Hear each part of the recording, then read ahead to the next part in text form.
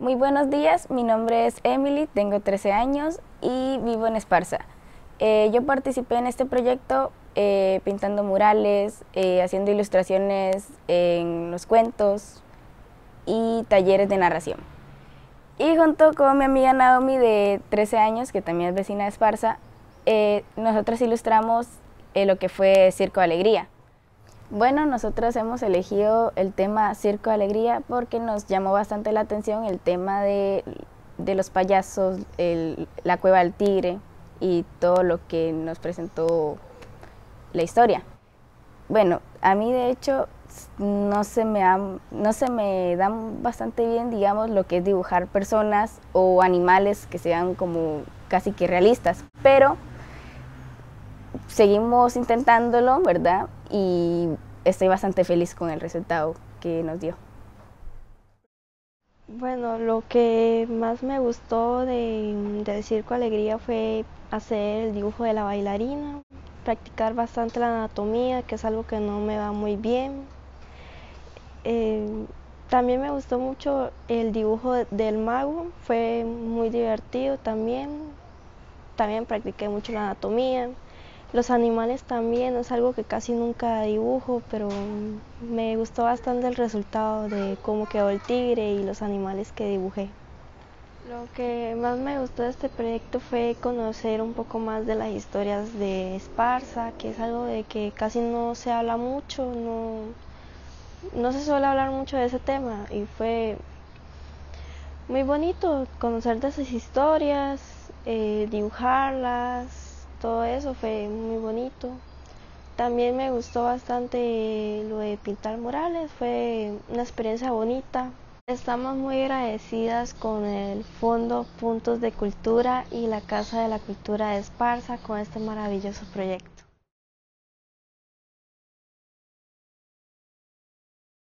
Esparta se repiten, por eso el nombre de la conferencia, en Esparta cuentan un cuento. ¿Ah? Y hay un cuento que se lo cuentan a uno desde niño, y es el cuento de los piratas. Desde que está uno en el vientre, le repiten el cuento, le repiten el cuento. Pero no está escrito prácticamente en ningún lugar. Por ahí se encuentra uno alguna cosilla, entonces yo dije, no, yo lo voy a escribir, el cuento, y se llama entonces yo se lo voy a contar. Entonces esta historia, el tesoro del pirata sin cabeza, yo la voy a leerla despacio, siempre de manera graciosa, y les voy a ir dando detalles, y después nos podemos extender más. Dice, ¿escuchan bien? Perfecto.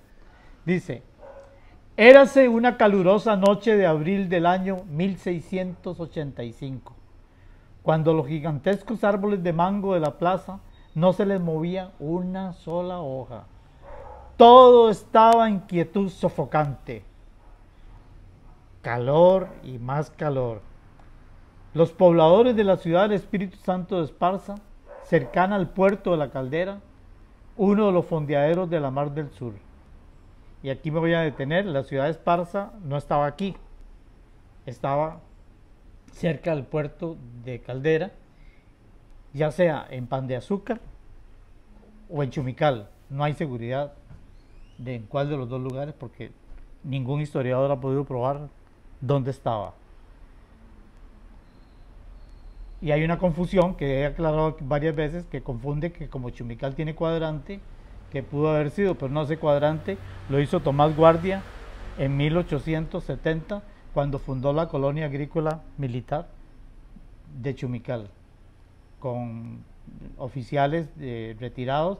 Como no había pensión, antes no se daba pensión en dinero, les daban a los militares, les daban tierra, y entonces les dio tierra, y ahí es donde aparecen las familias Quirós, Mora, Venegas, Porras, que vienen, eran ex militares que llegan a Chumical.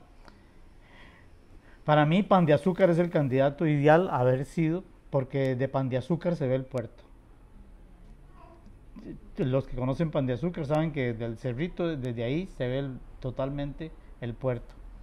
Entonces, los pobladores de la ciudad del Espíritu Santo de Esparza, cercana al puerto de la Caldera, uno de los fondeaderos de la Mar del Sur, que ahora se llama Mar Pacífico, se aprestaban a dormir en sus tijeretas de cuero de vaca en los patios de sus casas, porque adentro no se podía por el bochorno del calor.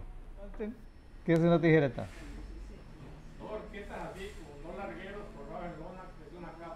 Exactamente.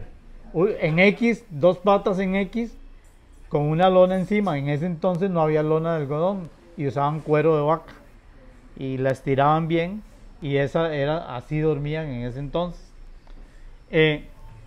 Ya se habían tomado, pase adelante, ya se habían tomado su vinito de Marañón con yema de huevo o un chocolate caliente con bizcocho de totopostle.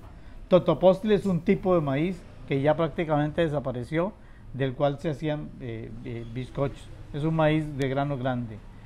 La luna llena y colorada ya se asomaba majestuosa detrás de la vieja torre de madera de la ermita de los padres franciscanos. La luna estaba roja por las quemas que se hacían de los tacotales para sembrar maíz en las cementeras de la cofradía de San Francisco, y la quema de pastos viejos para que nacieran rebrotes con las lluvias que se acercaban en todo el Valle del Andecho.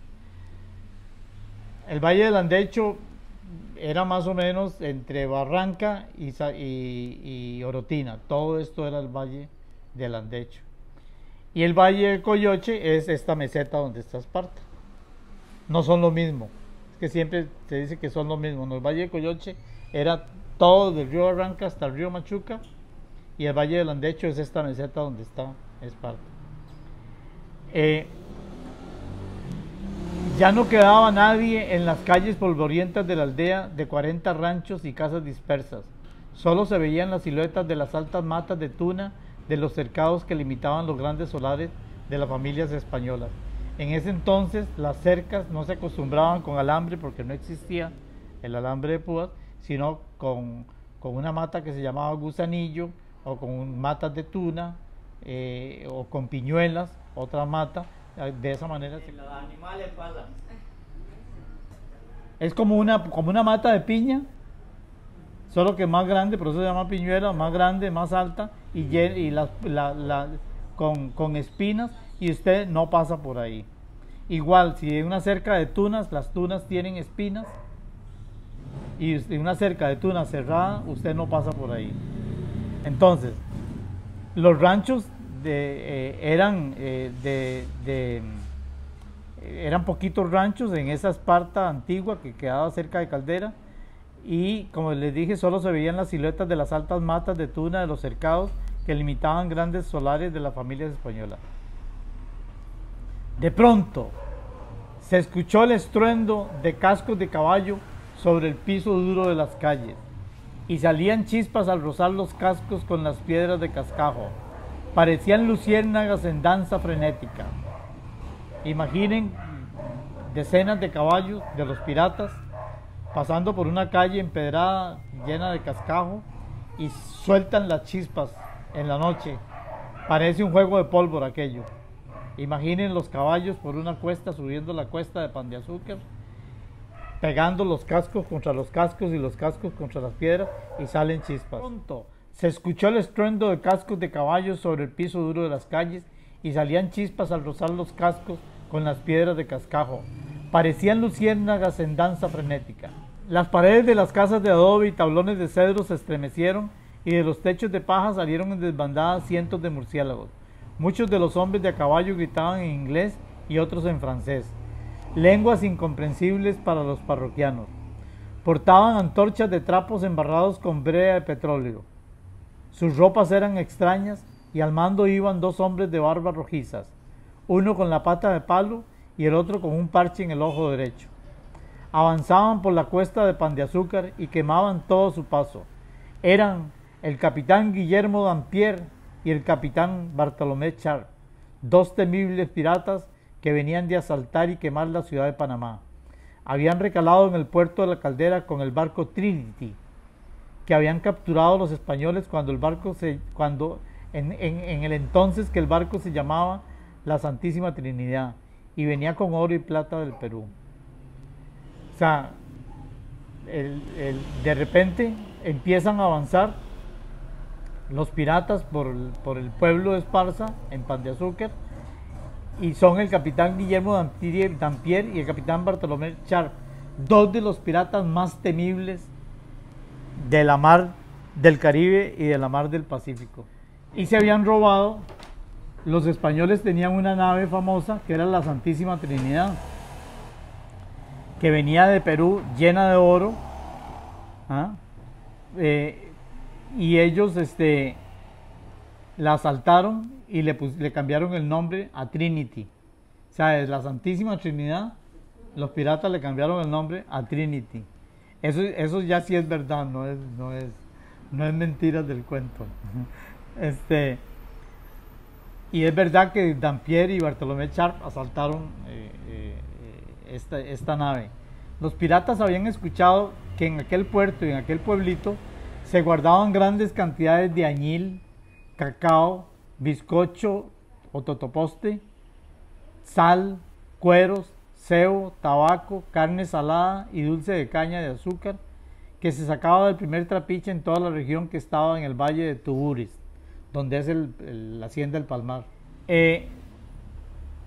También los piratas venían por los patacones de plata, así se llamaban las monedas de plata, patacones de plata, de los vecinos, por liberar esclavos africanos para que les sirvieran a ellos. Ya en Esparta habían esclavos africanos. La población, en el censo de 1750, la población más grande de Esparta es de africanos, de negros. Es la población más grande, más que la de los indios, y los españoles eran como 2 familias nada más. Pero a los piratas también les gustaba robar esclavos, que los españoles tenían esclavos y les gustaba robar esclavos. Y también iban por las campanas de oro y los ornamentos de oro de la ermita, situada en lo alto de Pan de Azúcar, donde los españoles también habían construido una pequeña torre de vigía que dominaba toda la bahía de la Caldera. Juancito, el carajillo que le decían Pelo de Maíz, se asomó por entre las tunas del cercado de su casa y alcanzó a escuchar a los extranjeros extraños. De golpe, y sin saber por qué, entendió todo lo que decían en aquella lengua extraña y corrió a donde sus padres a ponerlos en alerta. Eran los piratas Sharp y Dampier, que deseaban robarse las 3 campanas de oro de la ermita de la Candelaria y arrasar con las riquezas de los vecinos. Juancito era un niño adoptado por don Juan y Lama del Corral y doña Inés Carvajal y Bogarín. Ellos hacía un tiempo habían viajado, gracias.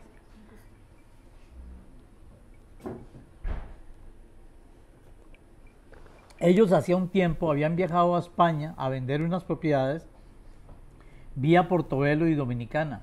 De regreso y estando de paso por el puerto de Santo Domingo, presenciaron el ahorcamiento de la pirata inglesa Mary Read, famosísima pirata, una mujer que asoló el Caribe.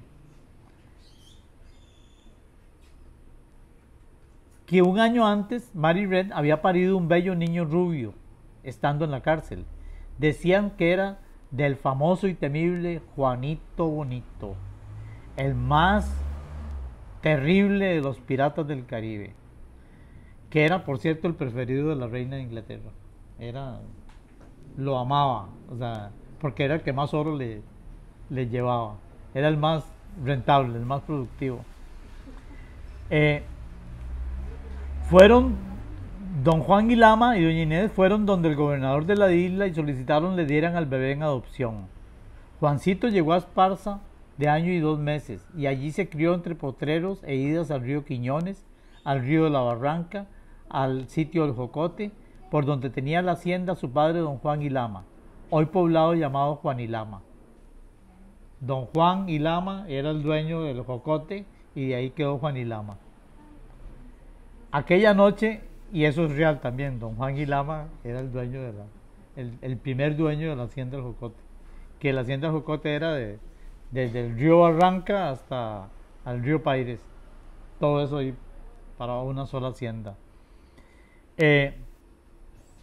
Aquella noche a Juanito se le agolparon las palabras en ese idioma inglés que escuchaba por primera vez, pero que comprendía perfectamente porque lo había mamado. Acuérdense, Juanito era hijo de 2 piratas ingleses. Estuvo con ellos 1 año. Pero por esas cosas increíbles de los idiomas. Él, aunque después aprendió español, pero el inglés nunca se le olvidó. Aunque nunca lo habló, porque de un año no hablaba, pero sí lo escuchó. Entonces él pudo entender lo que decían los piratas. Mientras el alcalde primero, don Juan y Lama, reunía indios y negros para defender el pueblo, doña Inés de Carvajal, una judía conversa, corría a tirar un morral con joyas y monedas de oro en el pozo del solar. Otros vecinos tenían sus joyas protegidas en botijas de cerámica o viejas damajuanas de vino que enterraban presurosos entre las paredes de adobe en el fondo de los solares. Don Juan Mena Araya y don Marcos de Ledesma comandaban la tropa de los pardos eran los negros, que tenían como arma filosos machetes o espadines llamados crucetas. El cacique indígena don Mateo de Peñalosa comandaba la tropa de los indios, que tenían como armas arcos de pejibaye, lanzas de huiscoyol, palos o paletas de cocobolo que remataban en la punta con una bola de la misma madera para golpear en la cabeza. Don Juan y Lama comandaba la pequeña tropa de españoles que estaban armados de arcabuces y montaban a caballo. Los piratas portaban arcabuces y espadas de hierro y venían revueltos indios, misquitos, negros, franceses, ingleses, corsos y holandeses. Los europeos iban de a caballo y los demás a pie, en un desfile fatídico de antorchas incendiarias. Se trabaron en lucha en el centro de la plaza frente a la ermita.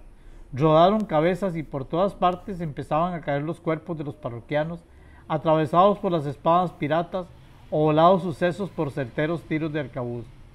Los indios y pardos se batieron rápido en retirada por los bajos de la barranca, del río Barranca, buscando el cerro de los Guatuzos, yendo para San Jerónimo.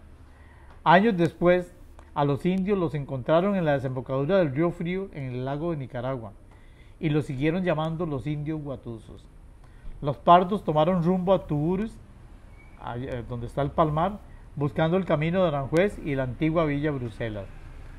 Los pocos españoles que quedaron vivos fueron hechos prisioneros y llevados a la aldea indígena de Santa Catalina de Garavito, hoy Jesús María, más allá del río Tibibes, hoy Jesús María también, porque el río Jesús María no se llamaba Jesús María, sino se llamaba Tibibes. Ti, en lenguas indígenas huetares, es río. Vives, no sé.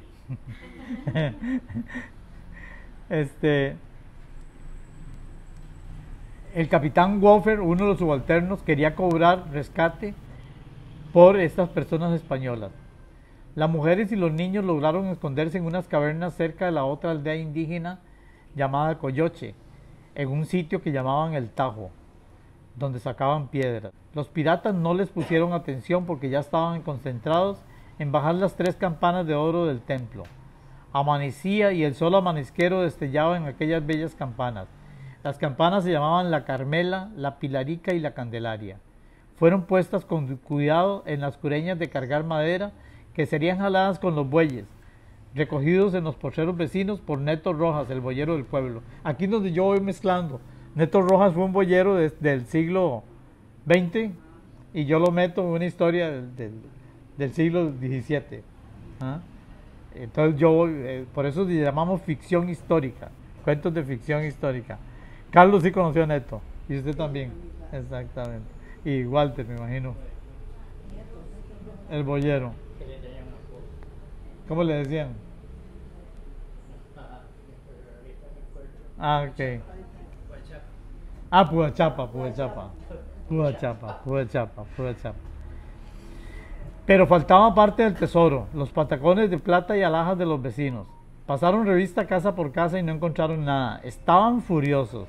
De repente llegó a la plaza central, que era un potrero de vacas y mulas, un borracho, de esos que nunca faltan a una vela y menos a un pleito. A ver qué agarran.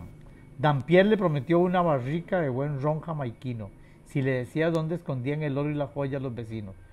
Chubasquito, aquí es otro personaje del siglo XX, era un gallego de ojos muy azules y piel muy blanca que vivía en un rancho en la quebrada Quiñones. Pasaba borracho todo el tiempo. Al ver aquel tonel de ron se le salieron las babas, se le saltaron los ojos y rápido soltó la lengua. Los piratas derrumbaron las paredes de barro de las casas españolas y con alegría sacaban las botijas que amarraban a los aparejos de los caballos.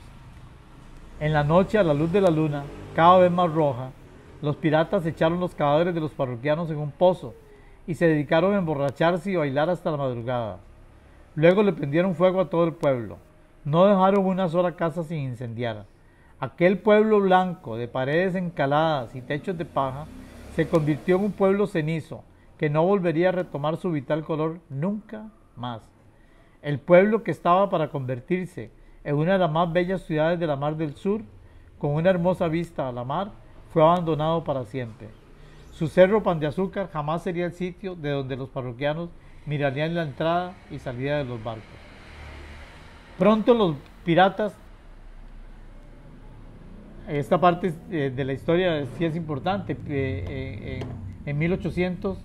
en 1685 y 1686, estos dos piratas, Dampier y Chartres, incendiaron el pueblito de Esparza, lo incendiaron 2 veces y lo borraron del mapa, o sea, se desapareció, esa Esparza original desapareció para siempre. Luego fue refundada Esparza en el sitio actual hasta 1715, o sea, 1685 y 86 fue quemada y hasta 1715 fue refundada, pero aquí. O sea que cuando hablamos de 450 años de Esparta, es de la Esparta vieja, de atrás, de antigua. Esta fue fundada en 1715. O sea, en 1715-16, en esos 2 años. O sea que es más moderna. Y siempre les cuento el dato histórico. Era un pueblillo de 20, 30 casas, disperso, que tenía su iglesia, que es donde está la iglesia actualmente, con su cementerio, que es donde está alrededor los jardines, todos los jardines de la iglesia alrededor, y en el parque al frente ahí hay tumbas. Ese es el cementerio colonial. Todo eso está lleno, ahí donde parquean los carros cuando van a misa. Todo lo que hay abajo son los antiguos de nosotros, incluyendo frente al parque, incluyendo el frente de la iglesia. Todo ahí donde están esas banquetas de los pollos que llamamos, cuando han arreglado así, han aparecido tumbas ahí. Y al frente del mercado también, exactamente. Dicen que hace poco, cuando hicieron el edificio ese que está en la pura esquina, el bar, donde estaba el Chino Chan, o sea, habían como 8 o 9 tumbas. 16, para ser más exacto. 16 tumbas habían. Entonces, y Esparta no tenía cuadrante. El cuadrante se hizo hasta 1850, se hizo este cuadrante. 1850. O sea que es muy, muy, muy reciente. ¿Dónde era que estaba antes Esparza? Estaba posiblemente o en Pan de Azúcar, que es una finca, o en Chumical, no se sabe en cuál de los dos. Que lo que llaman Artieda también, pero no se sabe.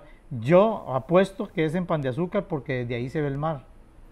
Desde ahí se ve el movimiento de los barcos que entran y llegan. Y tenía el río Barranca La Par, había agua. Es que en Chumical no hay agua. Tenía el río Barranca La Par y tenía la desembocadura del río Esparta a la par también. Cuando le llega el río Esparta al Barranca es ahí mismo. Entonces tenía muy buena agua y podían llegar al pueblillo navegando por el río Barranca, porque es todo ese trecho hasta ahí es navegable por botes. Entonces estaba muy bien ubicado. Sigo. Pronto los piratas partieron rumbo a la caldera, al fondeadero donde dejaron recalada a Trinity. De camino el joven Dampier le propuso al viejo Sharp que adelantaran la tropa de piratas y que ellos se quedaran atrás con las campanas de oro y los boyeros que hacían su transporte. Su engaño a la tripulación de forajidos consistiría en que ellos fingirían que de camino fueron robados por los indios corovicíes y llegarían al puerto sin las campanas. Dicho y hecho, Mandaron la tropa en avanzada y ellos quedaron en la retaguardia con los boyeros. En una caverna cerca de la roca de Carballo, donde estaba el faro y los vigías, metieron las campanas cuando la marea estaba baja. Una vez enterradas, pasaron al cuchillo a los pobres boyeros. O sea, mataron a todos los boyeros para que no hubiera testigos de dónde dejaron las campanas. Y salieron presurosos porque ya la marea subía y la entrada de la cueva quedaba bajo el agua. Cuando iban caminando en pos del barco, el ambicioso capitán Dampier de un solo lance hundió su espada en la espalda del viejo Charp. Bartolomé cayó de bruces, pero se levantó de nuevo y gritó a todo pulmón: ¡Aquí está el tesoro! Gritándole a los piratas que iban adelante: ¡Aquí está el tesoro! ¡Aquí está el tesoro! Guillermo de un solo cuajo le apió la cabeza para que no gritara, pero la cabeza desprendida del cuerpo seguía gritando: ¡Aquí! ¡Aquí! ¡El tesoro! Asustado, Dampier salió enloquecido corriendo hacia el barco y el pirata sin cabeza lo perseguía sin piedad, hasta que saltó un farallón que el pirata sin cabeza no pudo saltar. Se quedó inmóvil señalando hacia la caverna. Ahí se ve, es una escultura de piedra donde está el pirata señalando en la roca de Carballo. Ahí quedó el pirata. Dampier llegó al barco y contó la mentira del asalto y la muerte del capitán Charp a manos de los indios. Pero en toda la travesía hacia Londres, pasando por las selvas de Panamá, no tenía tranquilidad pensando en el pirata sin cabeza. De noche se despertaba con pesadillas. Poco a poco fue enloqueciendo y cuando llegaron a Londres fue recluido en un manicomio. Nunca logró recordar dónde había escondido a la Carmela, a la Pirarica y a la Candelaria. Todos los días dibujaba un mapa nuevo y hacía notas en papeles viejos. También dibujaba bestias que había visto en sus recorridos cuando le dio la vuelta a todo el Océano Pacífico, como lagartos con alas, ratones del tamaño de un cerdo, serpientes con cuernos, vacas con patas de 3 dedos, monos de 5 brazos y alebrijes de todo tipo. Todos los Viernes Santos, por el rumbo del Camino de las Mulas, bajando hacia el puerto de Caldera, se escucha el bello tañido de las campanas. Todavía se escuchan los viernes de Semana Santa. Usted va por ahí de noche y se escuchan las campanas todavía.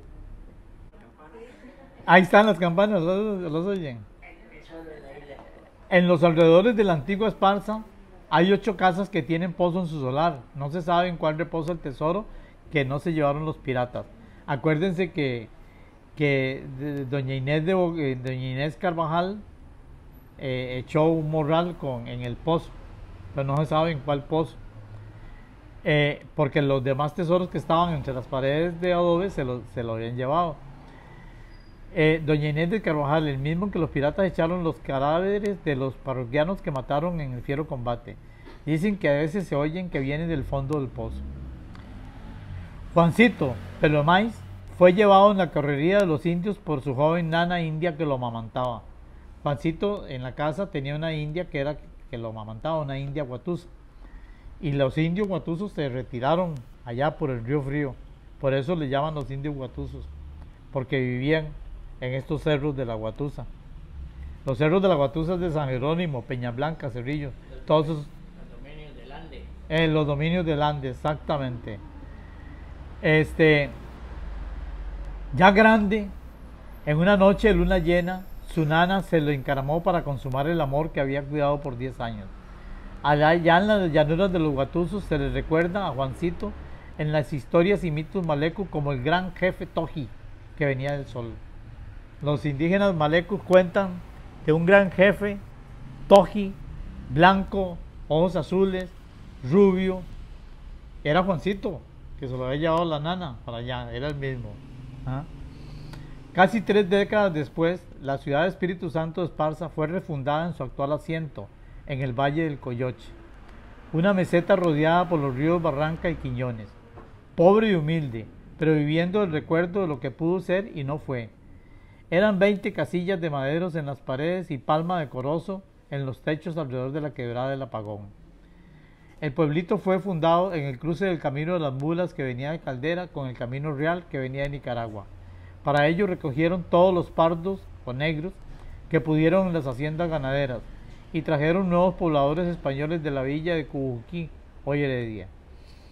Los aires señoriales de lo que quiso ser una ciudad portuaria se los llevó el viento. Junto con las cenizas, nunca fue ciudad portuaria, ni hoy es ciudad portuaria, que podría ser, pero no pareciera estar en el plan de nadie. Los aires señoriales de lo que quiso ser una señorial ciudad portuaria se los llevó el viento junto con las cenizas que provocaron los tripulantes del Santísima Trinidad. De aquello solo quedó la luna roja en las calurosas noches de abril y los gigantes árboles de mango. El capitán Dampier, estando ya anciano y loco, fue condecorado por la corona inglesa por los servicios a la Casa Real durante su activa vida de pirata. Sir William Dampier murió embrocado sobre una mesa en que por fin logró dibujar el mapa de la caverna. Paco Carballo me lo enseñó una vez el mapa, yo lo vi. Paco Carballo era un marino mercante de aquí de Esparta, papá de Paquillo Carballo, que anduvo por todos los mares del norte, todos los mares del Mediterráneo, y Paco le gustaba buscar tesoros. Paco compró el mapa y yo lo vi el mapa, el que hizo el capitán Dampier. Paco Carballo me lo enseñó una vez, lo había obtenido en uno de sus viajes de marino mercante en un barco griego por la mar del norte. Estaba metido en un tubo de latón grueso.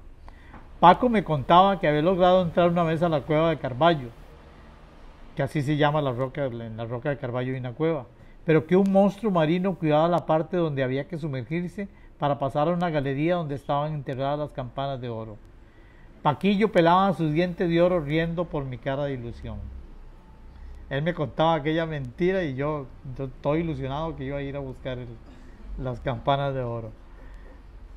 Termino dedicado este cuento al aventurero, marinero, huaquero y montañista Francisco Carballo Rojas, que en paz descanse, buscador de ilusiones, fuente de múltiples inspiraciones y aspiraciones en mi vida. Paco fue llamado por el cronista Miguel Salguero el Robinson Crusoe tico, cuando lo conoció sacando oro en Bahía Draque. Aquí el cuento del pirata sin cabeza.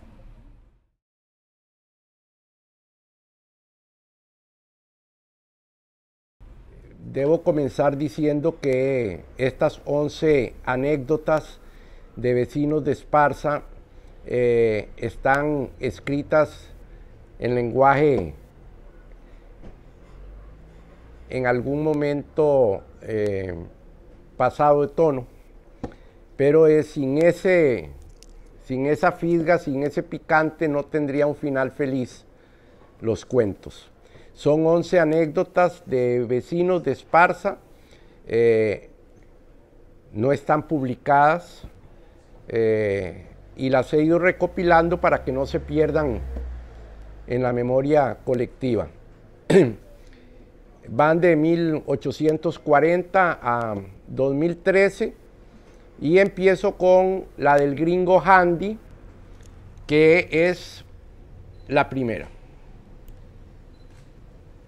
Cuenta la historia que en el verano de 1840, a finales de enero, un gringo handy llamado inició un largo viaje desde California, pasando por Texas y atravesando México y todo Centroamérica, y llegó hasta el puerto de La Caldera en el sur de Esparza. En medio de trochas entre la montaña virgen, con monos cariblancos que lo perseguían por las ramas de los árboles, con venados, cuzucos, tepezcuintles y garrobos que se atravesaban en el áspero camino, traía como acompañantes nada más y nada menos que a 2 dromedarios y a un elefante. En su viaje hacia el sur de América fue causando sorpresas por todos los pueblos coloniales por donde pasó, pues nunca antes nadie en la región había visto unos animales tan grandes. Los más grandes que habían logrado ver eran los caballos y las vacas que habían traído los españoles, y todos creían que el elefante era el mismísimo diablo. Y llegó el gringo al estado de Costa Rica, atravesando el camino del Arreo, el río Tempisque, el río Lagartos, el río Barranca y otros ríos menores.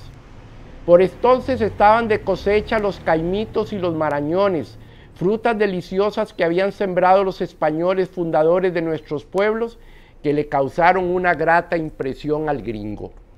Asombro le brindaron también las matas de algodón que mostraban sus copas de blancura en las orillas del camino, sin hojas y en matones que parecían secos, y las veraneras con sus resplandecientes colores que adornaban los frentes de las casas. Al llegar a Caldera, la gente se entusiasmó al principio con los camélidos y el paquidermo, por lo extraño que les parecían, pero la alegría duró muy poco, porque cuando los animales se asustaron con las grandes olas, comenzaron a derribar los bohíos y las chozas de paja, y los habitantes de la playa de Caldera tuvieron que huir a las montañas cercanas. Los que tuvieron más suerte y más práctica subieron hasta la roca de Carballo, y ahí en lo alto, en medio del bochornoso calor del verano, tuvieron que esperar varios días hasta que al gringo Handy le dio la gana de alejarse de Caldera con sus grandes animales hacia el interior del estado. En un periódico neoyorquino salió después una crónica del viaje, y en ella se hablaba del asombro y el susto de las gentes. Es la primera vez en toda la historia que el nombre de Caldera y el de Esparza salen por primera vez en un periódico extranjero. Mientras tanto, en la vasta roca, los niños se divertían con monos congos y con cariblancos y con los pisotes que habitaban en la zona. Ya les había pasado el susto, pero la experiencia habría de acompañarles por los siglos de los siglos. Ay, qué linda.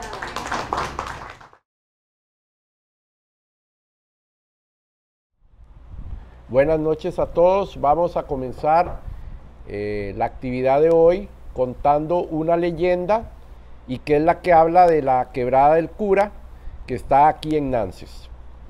Una madrugada de abril de 1836, el cura párroco de la ciudad de Esparza se largó del pueblo. Pero no iba solo, le acompañaban las sombras de la noche, su leal perro y 4 sacos, 2 donde cargaba sus bienes personales y 2 donde cargaba las joyas de la iglesia. Se llamaba José Antonio Benavides. Había tenido problemas con una familia extranjera que vivía en Esparza, y un juez le había obligado a salir de la ciudad cuanto antes. El día que tomó la decisión de irse, despidió temprano al sacristán y se fue al armario donde se guardaban las joyas de la iglesia. Tuvo tiempo de acomodarlas muy bien para que no se fueran a romper o quebrar en el camino. Usó cobijas, camisas, franelas, mantas y hasta medias para forrarlas una a una. Y así procuró llevarse 2 vinagreras de China, una cruz con su Santo Cristo, una alcancía, un cirio pascual, ornamentos de primera, bonetes y almaizales, 2 vinajeras y 2 botellas con vino de consagrar. Después acomodó las joyas más valiosas, 2 campanas pequeñas de oro, una cruz de plata, 2 rosarios de oro y perlas, un copón, una corona de oro, un incensario de plata, una custodia y un crucifijo de plata, entre otras cosas. Esa madrugada, al pasar en la huida por la calle frente a la casa del gendarme del pueblo, ladraron los perros, y al servidor del orden, que estaba despierto cuidando a su mujer enferma, le pareció muy raro tanta bulla, por lo que se asomó por la ventana y vio la sombra del cura donde se alejaba por la calle. Más rápido que corriendo tomó el silbato, le dio un beso a su mujer en la frente, salió al patio de su casa, montó en su caballo que estaba listo para cualquier emergencia y salió soplado hacia la casa del secretario municipal, un francés llamado Serafín Hurón, a quien le sonó varias veces el silbato. El secretario abrió la puerta y al oír lo sucedido, se montó a la polca del caballo y salieron ambos en busca del escapado sacerdote. El cura oyó trotes cercanos, volvió a ver para atrás y notó que lo estaban persiguiendo. Entonces, a como pudo, abrió uno de los sacos y fue tirando una a una las joyas sobre lo áspero del camino. Era de noche de luna llena y se podían ver los pequeños fardos sobre el verde zacate que cubría la tierra. El cura se metió entonces por un trillo de la hacienda de su familia para acortar el paso, pero el caballo del gendarme de policía trotaba más rápido y eso les daba chance de tenerlo más cerca. Al llegar al portal del portón del corral de la familia, el cura tiró la toalla enviando los 2 sacos vacíos al suelo. Don Serafín tuvo la prudencia de pedirle al gendarme que hasta allí llegaran. Se bajaron del caballo y regresaron a pie, recogiendo las joyas abandonadas en el camino. Al día siguiente, el sacristán le informó al pueblo que el cura se había largado y se había llevado las joyas. Nadie creía lo sucedido. Hasta hubo quienes lo trataron de blasfemo y de infame. Entonces, los patriarcas, las matronas y los niños recorrieron el camino y no encontraron nada. Aquello fue de locos en el pueblo. Pero la calma llegó poco después, cuando el secretario y el gendarme de policía, ya bañados y desayunados, llegaron a la casa del ayuntamiento para informar de lo sucedido a las autoridades. Al cura se le había olvidado un detalle: no se llevó el inventario de joyas de la iglesia, y eso le permitió a don Serafín, en asocio con el mayordomo del templo, de corroborar que todas estaban recuperadas. Avisarle al pueblo desde la puerta del ayuntamiento fue motivo de sonrisas, de lágrimas, de risas, de aplausos y de vivas. El cura Benavides estuvo ese día escondido en un bosque cercano. Al atardecer regresó a su casa, se despidió de su familia, montó en su caballo y antes de cruzar la quebrada más cercana del camino hacia San Mateo, se bajó, se quitó las sandalias, se lavó los pies en el agua fresca, le echó una maldición al pueblo y juró nunca más volver a Esparza. Cuenta la tradición que subiendo a Jesús María, a José Antonio le dio un infarto y quedó tendido en el camino. Cuenta la historia que desde entonces tenemos en Nances la quebrada del cura.